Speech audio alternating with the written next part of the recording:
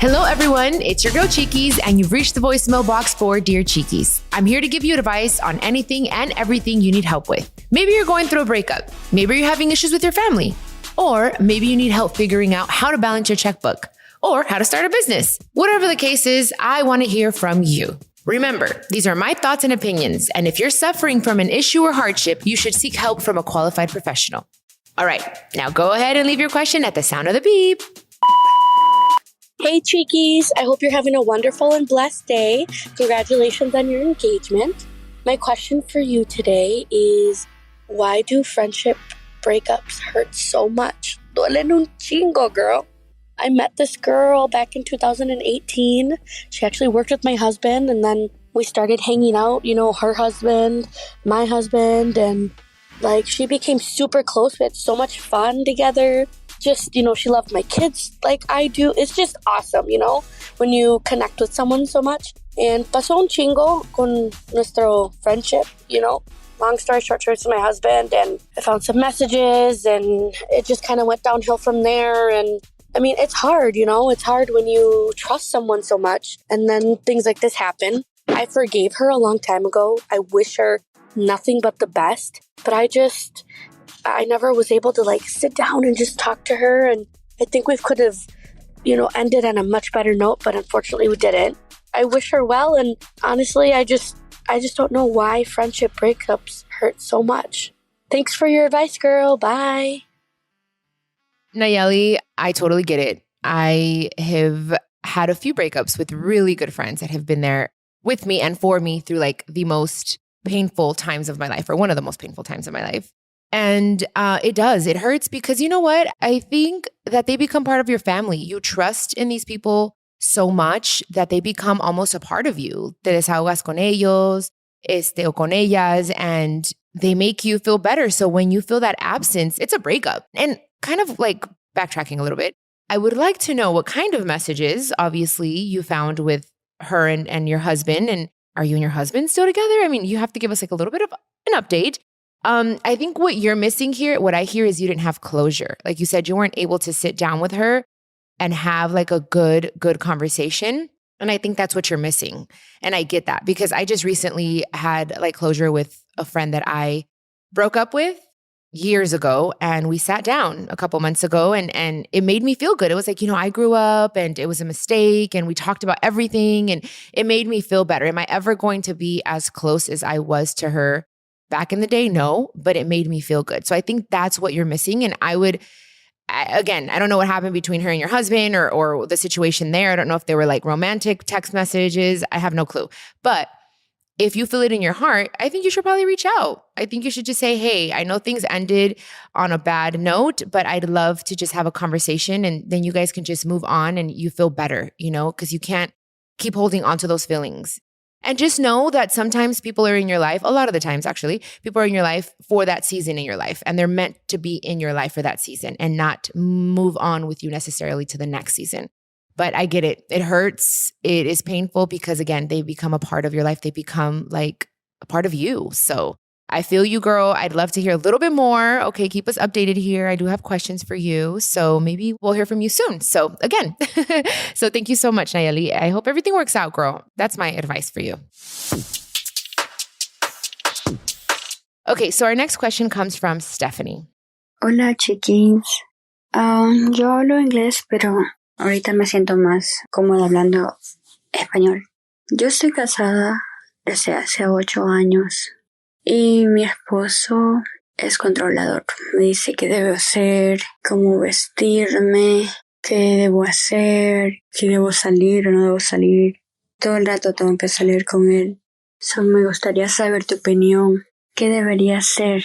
Si se debería seguir casada o tirar la toalla y divorciarme, porque ya la verdad ya estoy cansada, ya estoy fastidiada.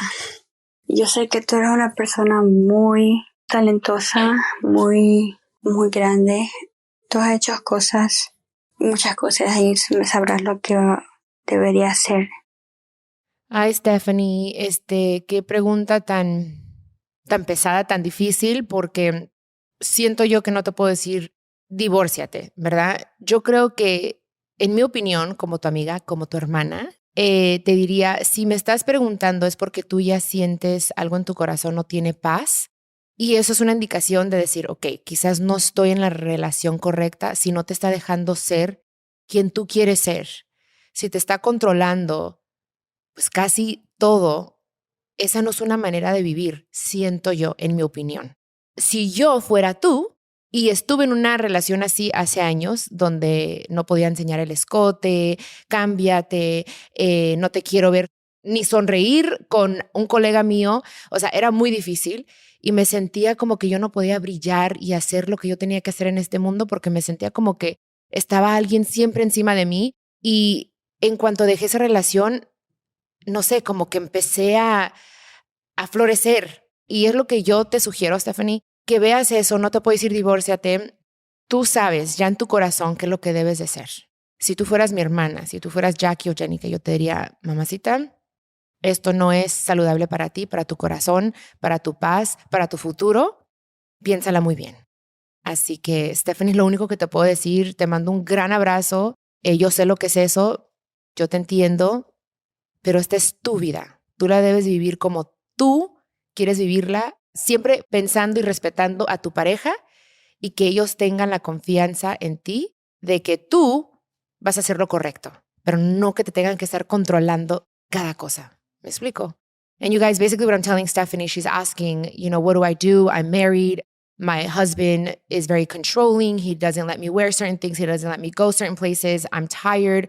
Should I divorce him? And I'm telling her, I can't necessarily tell you to divorce him. It's a very heavy question. But I did tell her, if you're asking this question, it's because you already know that you are probably not in the right or correct relationship for you. And he's not allowing you to shine the way that you could and you should. And I understand because I've been in that situation and I had to get out of it. And once I got out of it, I felt better. I was starting to flourish and become who I'm meant to become. Even in her voice, I was like, I feel it. She's weighed down. So that was my opinion. And my advice to her was to just, you know what you got to do. You just got to do it. Because if she was my sister, I'd be like, girl, got to really think about this because you have a whole life to live. You have a whole life ahead of you. Anyway, Stephany, muchas gracias por tu pregunta y la verdad voy a estar pidiendo mucho por ti y te deseo todo lo mejor, ¿ok? Que Dios te bendiga. Okay, so our next question comes from Gabbey. Hi, Chiquis. I wanted to get your opinion on helping family members and kind of just really straining yourself and forgiveness, dealing with one parent when you've lost another, things like that. I have my family, well, my mom, I've helped her. She's been ill. I've helped do a lot of things for her, and basically no good deed goes unpunished with her. I helped her with the vehicle, getting her to and from dialysis because she is sick quite a bit. And long story short, now there are legal problems, I guess, with her lending that car out. And I've just really had enough of helping my mom, basically. I've lost my dad already, and I hate having to go through this and risk losing her again.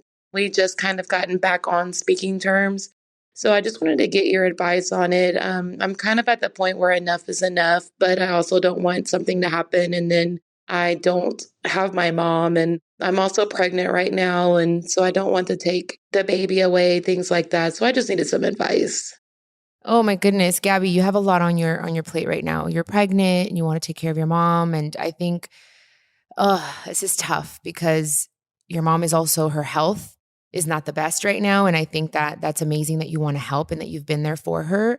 But I'm feeling that she's not as grateful as she could or should be. And that's what's making this so much more difficult for you. And I feel that right now, your priority should be yourself and your child. So whatever it is that you're feeling, whatever it is that you're going through, you're transmitting that to your baby. So I think it's okay and it's good of you to be there for her, but you have to create healthy boundaries. Like you have to ask yourself, does this feel right for me? And if it does, then you go for it. And if it doesn't, then it's okay to say no, even if it is your mom.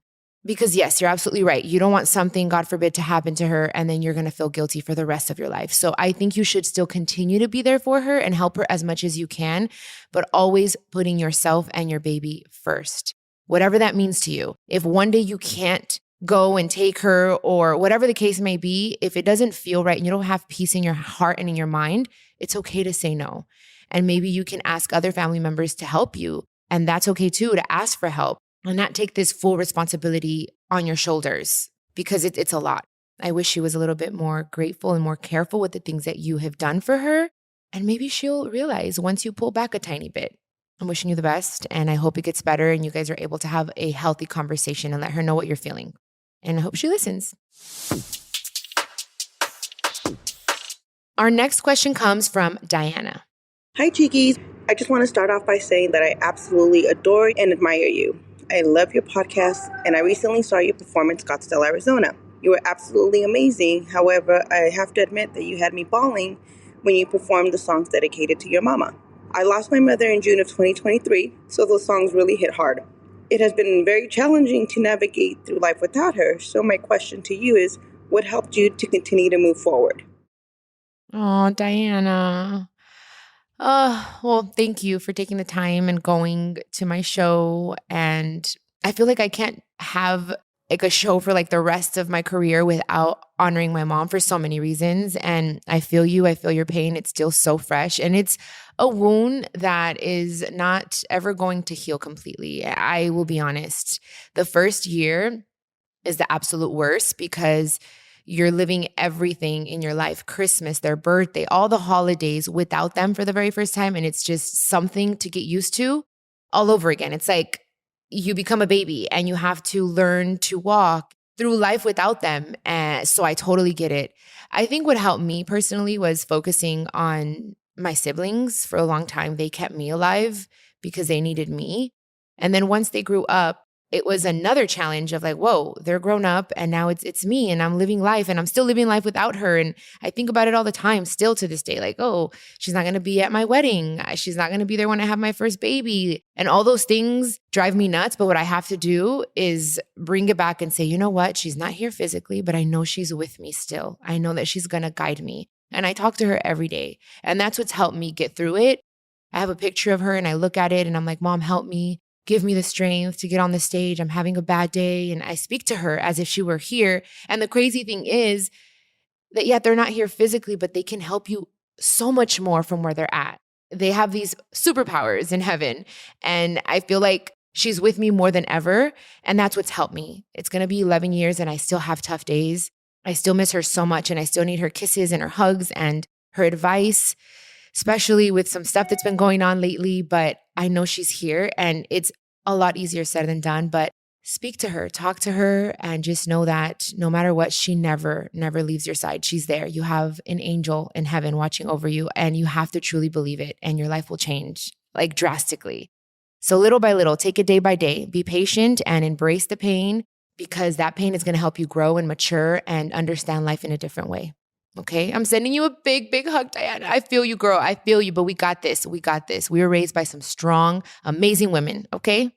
So that is it, you guys, for this episode. Thank you so much for all of your questions to Nallely, Stephany, Gabbey, and Diana. I'm hoping all of you listening can take some of my advice and apply it in your lives if you are in similar situations. I don't have all the answers, but I'm giving you guys advice from the bottom of my heart, okay? Thank you guys so much for listening. Los quiero mucho. Besitos a todos. Como siempre. Besos.